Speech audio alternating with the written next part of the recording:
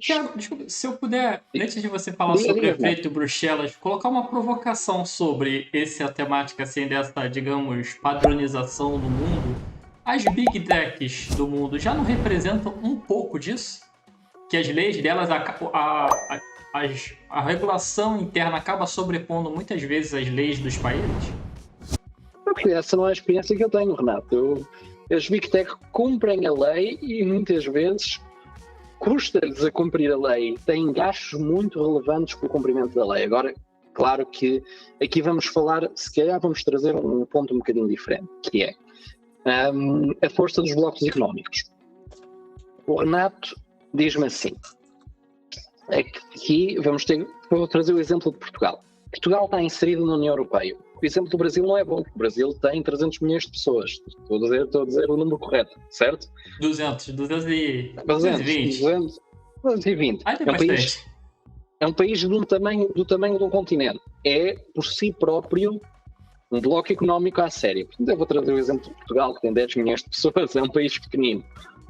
Se Portugal criar uma lei sozinho, em que diz a uma grande empresa, seja Big Tech, seja uma grande empresa na área de produtos do consumo, seja um grande retalhista, seja o que for, na verdade, Renato, uma empresa muito valiosa, seja um banco, que coloque uma restrição muito cara ou muito complicada de cumprir, das duas uma. Ou essa empresa não cumpre e aceita o não cumprimento como aquilo que é o preço de fazer negócio e paga as coimas que tiver a pagar. E se isso não for viável, sai do mercado. Nós tivemos o exemplo recentemente no contexto de encriptação, em que houve uma grande plataforma que disse no Reino Unido, se proibirem a encriptação eu saio do mercado. E o Reino Unido é um mercado relativamente grande. Portanto, pequenos países têm dificuldade em impor efetivamente a sua lei, porque, pronto, também a certa altura não compensa uma empresa. As empresas estão o objetivo é o lucro. Também não estão num negócio de cumprir toda a pequena restrição que depois nos causa prejuízo e sai no mercado.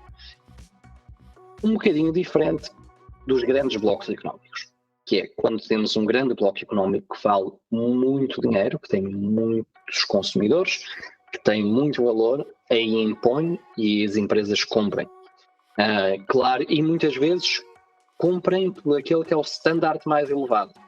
Portanto, digamos, se a União Europeia, o Brasil e os Estados Unidos tiverem 3 leis diferentes e o standard mais elevado for o dos Estados Unidos, aqui por exemplo, ou seja, aquele que protege mais, as empresas se calhar vão aplicar aquela que protege mais em todo o mundo.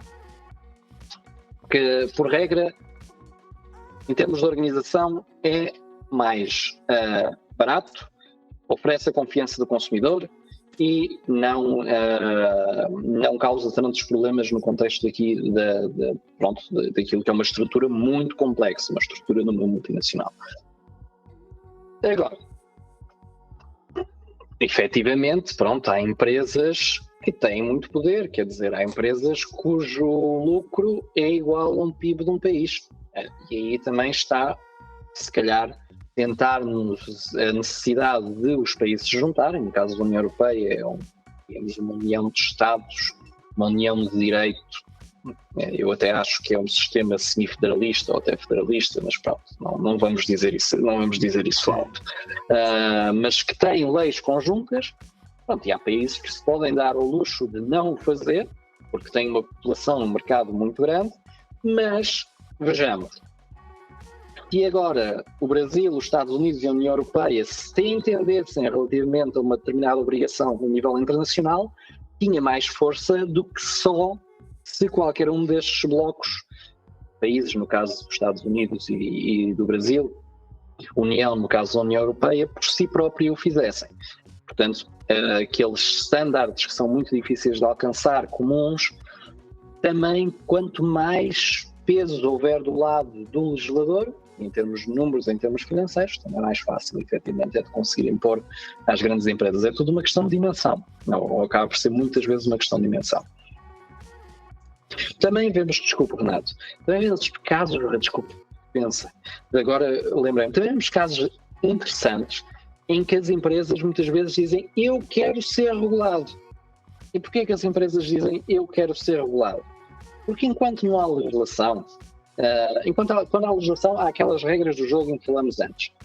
Enquanto não há legislação, não há segurança, muitas vezes. E depois vemos os juízes, por exemplo, a tentar aplicar ou a serem chamados para aplicar normas que não estão adaptadas, que são trazidas de outras áreas de direito, mas também apanham aquele fenómeno acidentalmente para o âmbito da tecnologia. Isso não traz segurança e por isso é que muitas vezes as próprias empresas dizem, por favor, regulem-me, que assim ao menos eu sei com que regras é que me cozo.